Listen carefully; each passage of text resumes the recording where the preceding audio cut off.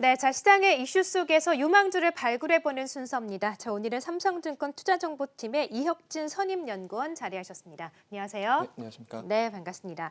자, 오늘 이제 처음으로 출연을 하신 건데 오늘 네. 아주 흥미로운 이야기를 준비하셨다고 들었습니다. 요즘 또 코로나 때문인지 건강기능식품에 대한 관심이 정말 네. 높아지지 않았습니까? 맞습니다. 이에 대한 이슈로도 준비하셨다고요? 네, 그렇습니다. 네, 자 그러면 자세하게 좀 이야기를 들어가 보도록 하겠습니다. 건강기능식품, 고령화와 함께 코로나19로 인해서 관심이 더욱더 증대되고 있고 실제로 수치로도 전년 동기 대비 매출이 50% 정도 늘고 있다고 하던데 최근 트렌드가 어떻습니까?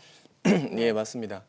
실제 건강한 삶에 대한 바람은 사실상 인간의 좀 기본이라고 할 수가 있을 것 같습니다. 그래서 구조적으로 헬스케어 성장은 장기적으로 이제 성장을 하고 있는 상황인데요. 이러한 트렌드만 시기마다 조금씩 바뀐다라고 이해를 해주시면 좋을 것 같습니다.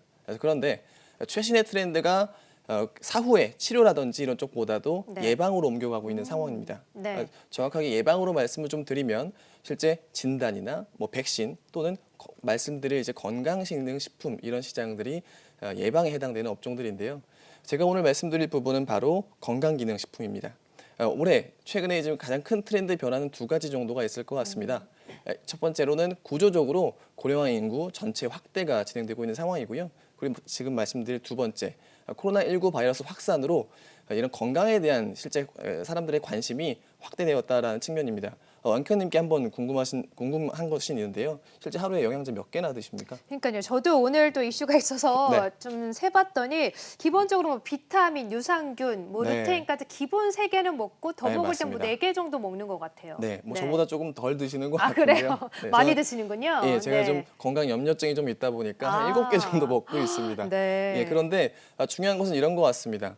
과거에는 실제 우리 사무실을 놓고 본다면 부장님 책상에나 있을 법한 영양제 꾸러미가 이제는 신입사원이라든지 이런 주니어, 그러니까 사실상 맞아요. 지금은 세대 구분 없이 건강 관리에 대한 관심이 굉장히 확대되었다라고 그렇죠. 하는 것이 지금 사실 건강기능식품에 대한 핵심 투자 포인트가 될 수도 있을 것 같습니다. 네, 그렇습니다. 연구원님이나 저나 이 건강기능식품 약에 대한 관심이 네. 늘다 보니까 말씀해 주신 것처럼 예전에는 중장년층에서 많이 찾았다면 이제는 20, 30대도 정말 많이 찾고 있다고 하더라고요. 그만큼 성장 가능성이 높아진 업종군 중에 하나인데 이 건강기능식품 업종도 좀 그 하부 섹터가 좀 많이 나뉘는 것 네, 같아요. 맞습니다. 어떻게 나뉩니까?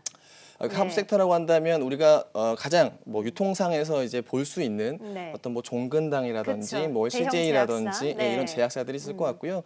그들의 실제로 직접 다 생산을 하는 것이 아닙니다. 그래서 위탁해서 생산을 하고 있는 위탁 생산업자, 저희가 얘기하기로는 OEM, ODM 업체가 있습니다. 네, 그렇군요. 오늘 유망하게 보시는 네. 섹터는 어떤 섹터입니까? 제가 말씀드리고 싶은 부분은 OEM, ODM 생산 업체들입니다. 네. 이 부분을 좀 강조드리고 싶은 부분은 바로 이런 겁니다.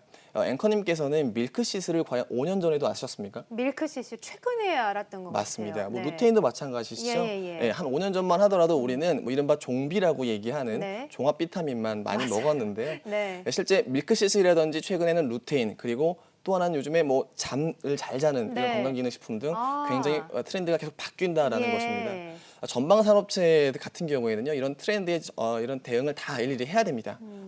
대응을 하지 못하면 매출에 대한 변동성도 일시적으로 좀 커질 수가 있습니다. 그렇군요. 하지만 이런 네. OEM, ODM 업체 같은 경우에는 네. 대부분의 고객사들을 갖고 있기 때문에 매출 변동성이 상당히 낮다라고 볼 수가 있을 것 같고요. 네. 그리고 말씀드렸던 뒤에 설명을 드리겠습니다만 밀크시스라든지 루테인은 개별 인정형 원료입니다. 그러니까 네. 일반 고시형 의약품, 비타민이나 우리가 이전에 먹었던 것보다 마진율이 높은 업종입니다. 그렇군요. 그래서 네. 이런 것들이 구체화되고 라인업이 더 많아지게 된다면 OEM, ODM 업체들의 이익은 더욱 성장할 수밖에 없을 것 같습니다. 네, 그러니까 오늘 이제 건강기능식품을 좀 유망하게 보시는데 그 중에서도 ODM, OEM 업체를 좀 유망하게 네, 본다. 그러니까 맞습니다. 우리가 알고 있는 노바렉스나 콜마비엔일지 서헌 네. 같은 기업들이 될 텐데, 자 그러면 어떤 종목을 또 유망하게 보시는지 상당히 궁금하네요. 네, 네. 저는 말씀하신 그 세 개 업체 중에서 노바렉스를 한번 주목해 보셨으면 좋겠는데요. 그렇군요. 네. 실제 제가 발간한 리포트에서도 건강기능식품 산업의 TSMC라고 표현을 해놨습니다. 예. TSMC, 네. 예, 일반 투자자들은 많이들 아실 수 있을 것 같은데요. TSMC는요 반도체 산업에서 이제 위탁 생산, 그러니까 그렇죠. 파운드리 업체인데요. 네. 시가총액 글로벌 거의 10위권으로 성장할 만큼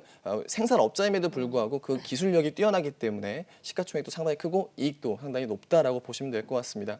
이 노바렉스라는 기업이 저는 건강기능식품 산업에서 TSMC와 아주 유사하다고 생각을 하고 있는데요. 그 핵심 포인트는 바로 개별 인정형 원료입니다.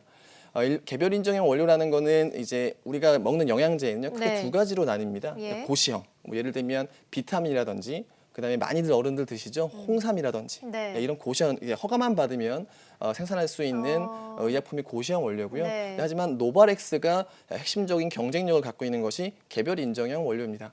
개별 인정형 원료가 좀 단어가 좀 어렵습니다. 근데 좀 풀어서 설명을 좀 드리면 이게 좀 기능성 의약품이다 보니까 기능은 물론이고 생산 공정이라든지 이런 쪽들을 다 허가를 받아야 됩니다. 그리고 허가 받은 네. 기업만 만들 수 있다 이런 예, 말씀이시군요. 맞습니다. 네. 일종의 특허권 같은 아. 형태라고 보시면 될 것 같고요. 예.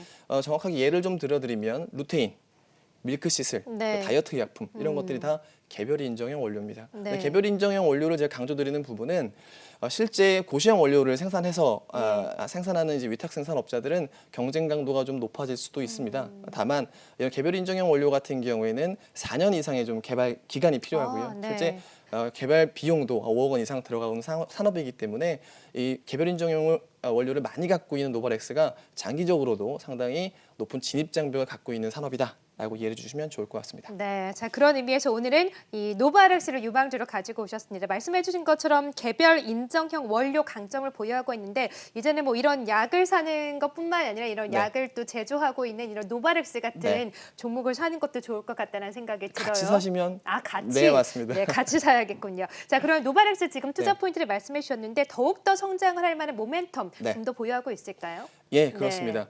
우리가 주가를 삼에 있어서 이제 주가만 오르는 경우가 있을 것 같고요. 네. 주가와 이익이 동반해서 오르는 경우가 오. 있을 것 같습니다. 네. 하지만 실제 장기적인 투자가들한테 가장 좋은 건요. 주가와 이익 그리고 그 회사의 캐파, 아, 매출 볼륨을 더 네. 늘릴 수 있는 것이 생산량이기 때문에 네. 그 세 개가 동시에 올라가는 기업이 상당히 좋다라고 좀 저는 개인적으로 생각을 하고 있습니다. 네. 그런 부분들이 사실 올해부터 노바렉스의 투자 포인트가 될 수도 있을 것 같은데요. 앞으로 있을 모멘텀은 딱 두 가지입니다. 첫 번째, 수출입니다. 지금 노바렉스는 대부분을 내수용으로 판매를 하고 있습니다. 그런데 동사는 2018년부터 지속적으로 수출에 대한 노력을 기울여 왔고요. 실제 미국의 우리가 잘 아는 아메이라든지 네. 중화권의 TCL이라든지 이런 쪽들의 수주 결과를 가시적으로 냈습니다. 실제 숫자적으로도 봤을 때 원래 이제 2018년 이전까지 노바렉스는 10억에서 20억 정도 수출 거의 뭐 하지 않았다라고 볼 수가 있을 것 같은데요. 2019년에 30억이 넘었고요. 올해는 50억에서 한 100억 정도 사이의 수출 성과를 이뤄낼 것으로 생각을 하고 있습니다. 그렇기 때문에 노바렉스 첫 번째 투자 포인트는 실제 시장 자체가 국내에서 해외로 좀 넓어질 것이다라고 하는 것이 첫 번째고요. 더 중요한 것이 두 번째입니다. 올해 노바렉스의 매출 가이던스를 보면 컨센서스를 보면 2천억 내외로 추정이 됩니다. 네. 그런데요. 노바렉스의 전체 갖고 있는 생산량 캐파가 2,500억 정도로 추정이 되고 있는 상황입니다. 그만큼 지금 공장이 거의 풀캐파로 돌아가고 있는 상황이라고 이해를 하시면 좋을 것 같은데 네. 여기에 반드시 있어야 되는 것이 생산량 증가입니다. 네. 근데 미리 선제적으로 노바렉스는 이제 작년에 대응을 해놔가지고요. 2021년 상반기 내로 캐파가 늘어날 것으로 예상이 되고 있습니다. 그런데 이 규모가 2,500억에서 4천억 원 수준까지 올라갈 예. 것으로 보고 있습니다. 일반적인 경쟁 강도가 높은 산업에 대해서 캐파가 늘어나면 그게 네. 좋은 상황은 아닐 것이라고 보고 있는데요. 네. 지금 아까 제가 말씀드렸던 국내에 대한 꾸준한 수요 그리고 시장 자체가 해외로 넓어지는 점 거기에다가 지금 현재도 풀캐파로 돌아가고 있다는 점들이 네. 생산량을 증가시켰을 때 이 회사의 성장에 대한 가시성을 높이는 핵심 이벤트가 될 것이다라고 생각을 하고 있습니다. 네, 그렇군요. 그만큼 또 수요가 늘고 있으니까 캐파 증설이 되는 게 당연히 좀 가치가 있다라고 보고 네, 계시는 거군요. 그렇습니다. 자, 노바렉스 오늘 가치가 있는 종목 노바렉스에 대해서 좀 살펴보고 있는데 사실 노바렉스는 또 코로나19로 또 수해 아닌 수해를 입으면서 주가가 꾸준히 우상향했거든요. 지금 오늘도 또 1% 가까이 좀 상승하고 있는 모습인데 목표 가격이나 전략은 좀 어떻게 가져갈까요? 사실 네. 이 장기적인 성장이기도 하고요. 그리고 이제 아직까지 시가총액이 좀 낮다 보니까 뚜렷한 목표가를 정해드리는 거는 좀 부적절한 것 같고요. 네. 근데 올해 수익률 한번 보시면 한 와, 연간으로 봤을 때 한 꾸준히 2배 정도 우상향이네요. 됐습니다. 네. 예, 그런데요. 올해 매출이라든지 이익을 감안해 보면 아마 PER, 주가 네. 수익 비율로 봤을 때는 10배에서 한 15배 정도 될 것 같습니다. 아까 제가 말씀드렸죠. 좋은 것은 이제 주가만 오른 것보다도 이익이랑 같이 오르는 기업이 네. 더 좋다. 자, 그런데 2021년 이후를 보면요.